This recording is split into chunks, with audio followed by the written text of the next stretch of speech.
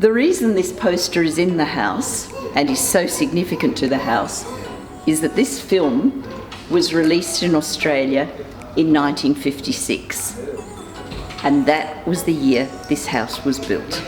What led you to make the decision to renovate?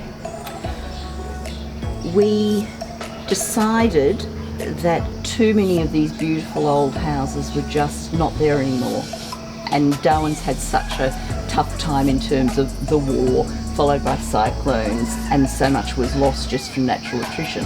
So we thought, well, the ones that are here, we should actually try and do something with them. And you went with a local architect and a local builder? We did. We have worked with Hully Liveris because he knew how we could turn it back into a house that we could live in with minimal intervention from air conditioning. From the territory, with territory locals, territory architect, territory builder, you have beaten the rest of the country. You can do the best here. You can, absolutely you can. And you know, I think this product just speaks for itself.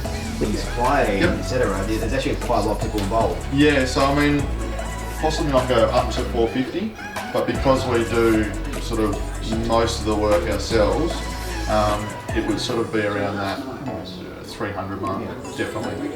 And that quality, that attention to detail has seen you win a number of awards. It certainly has, yeah. We've won this particular house, our previous renovation in Larrakia.